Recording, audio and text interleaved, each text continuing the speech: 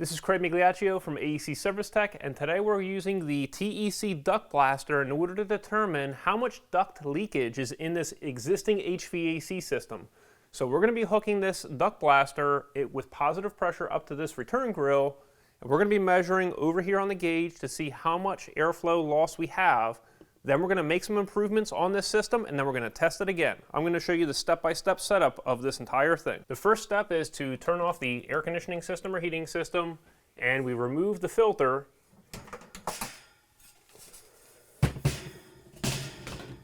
We're going to take this down, and then we're going to tape this section onto our filter return air grill, and then we're going to block off the rest of the air with this tape.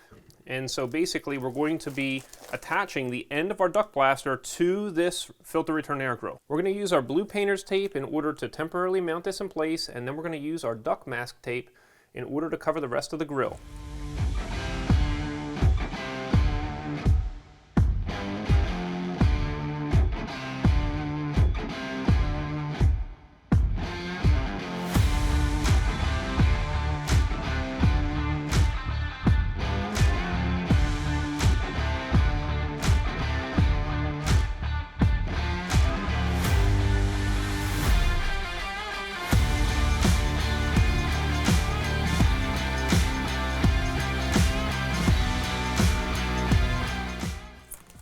This stuff sticks really well. I'm not going to push it onto the sheetrock,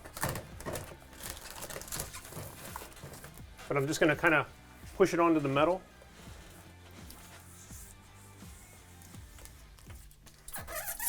So we don't want to accidentally peel any paint off. There are perforations, so it's easy to rip each of these little sections off.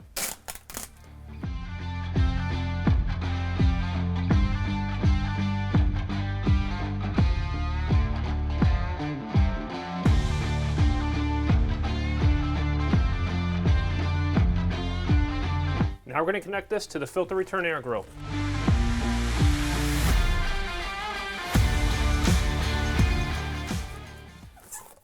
After you do this, you're going to need to just make sure that you have all of this sealed really well, because it could show an air leakage even right here. You could also use blue tape right around the corners, either way. But now what we're going to do is we're going to go to the supply registers, we're going to shut them and tape them. If you can't close this handle, this duct mask tape should be able to still seal it.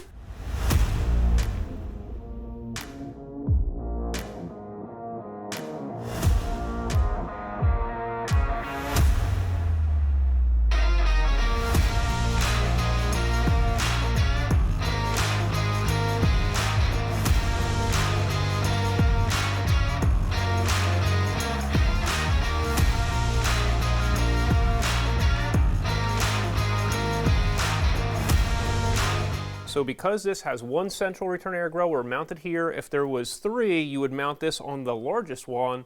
And then if you had just a bunch of small returns, you would mount this right on the side of the air handler or the furnace in the cabinet where the blower motor is mounted, and you'd have to seal that off there. This may look complicated, but it's really not. This is just held in place right here by some magnets.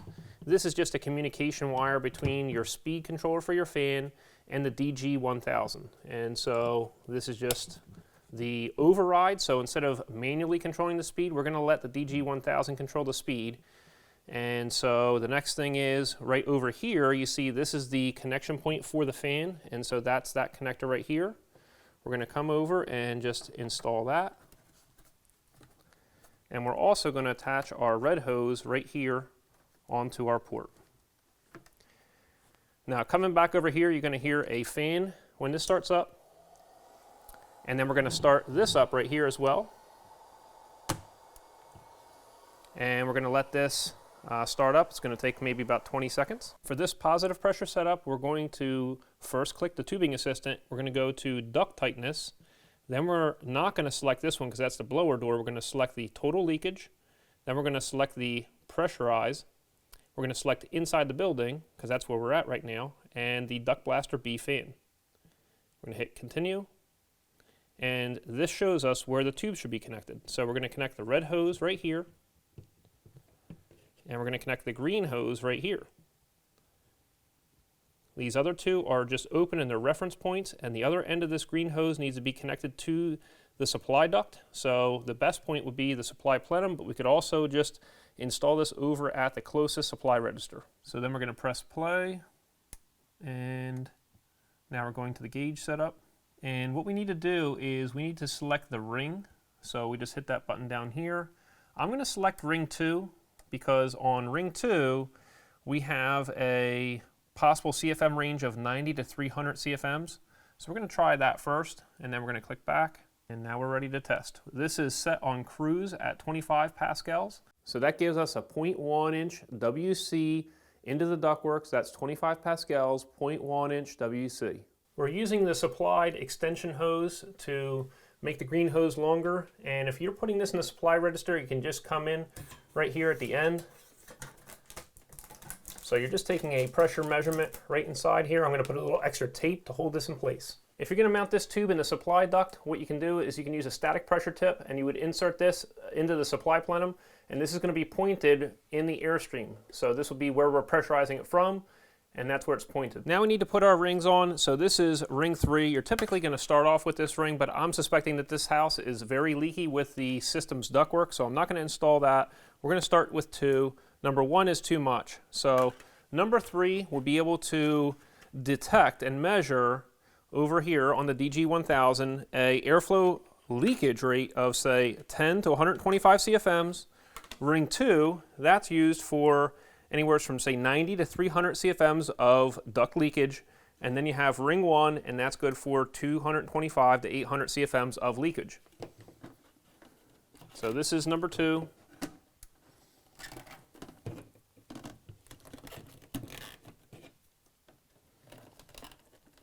This also comes with a full strip that you can put on, but I'm just going to use these 4 like this.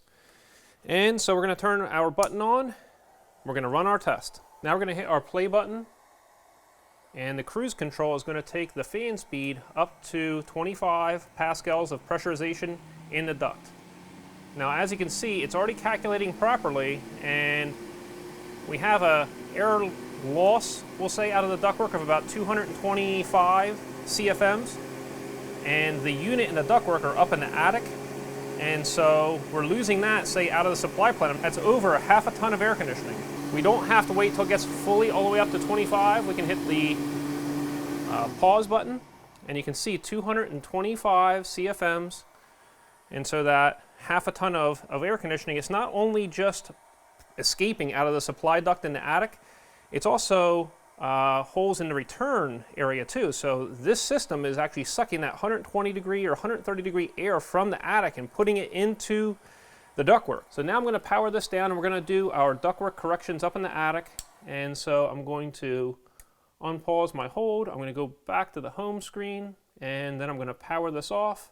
And once we're done doing our corrections, we'll do our test again in order to see our improvement in the air loss. Now we're up in the attic, and we're going to be sealing all of our ductwork with our duct mastic out of the caulk tube. So we're going to use a caulk gun, gloves in order to rub that in. We're going to be using our duct mastic tape, especially around where the collars meet the flexes. And I'm going to be wearing a respirator because once you start messing around up here, you're going to be kicking up all this fiberglass dust around here. I don't want to breathe that in. And so I'm going to give you a quick tour of some of the air leaks up here. And then also you're going to notice that this gas line right here, that was never secured. We'll deal with that later, and we'll also add extra layer of insulation around this later. But for today, basically, we want to go ahead and seal the duct, and then we're going to retape at least this bubble wrap for now. We're over at the filter rack, and you can see all this air leakage right in front of here. You can see right along here. This isn't mastic taped. It's not insulated. We have some air leaks here. We have air leaks over here where this return duct is at.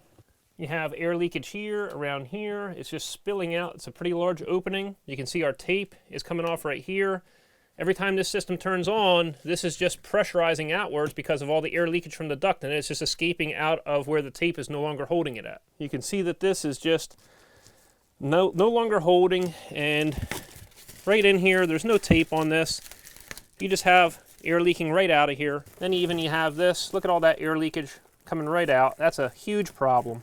And even right here, look at all this. It's ridiculous.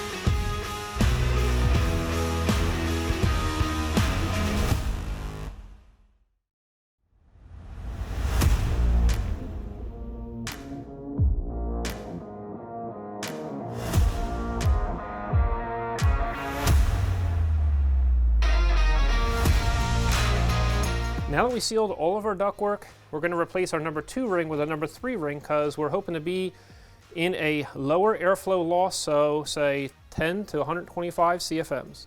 So we're going to pull these little tabs.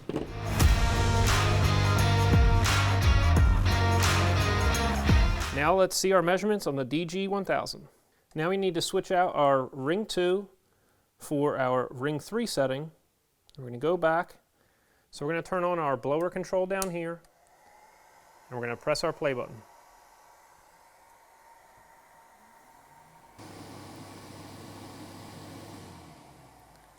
So I just pressed the hold function so we can see our CFMs. Right now measured is 62 CFM of air loss. That's a significant improvement.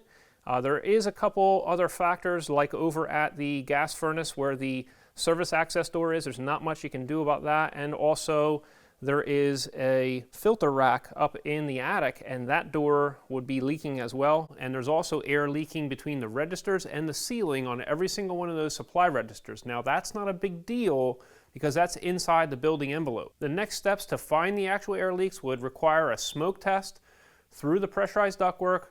And the other thing is you could use a blower door setup as well to see how much air leakage is actually occurring within the envelope versus outside of the envelope. There's a couple other things that could be done to this, but at least we have improved and reduced the amount of airflow loss. So I'm glad to show you how to determine how much air loss you have in a ductwork, showing you some fixes and showing you what we have as far as our improvement in the air loss after the fact. So we have this DG1000, and this is from the Energy Conservatory.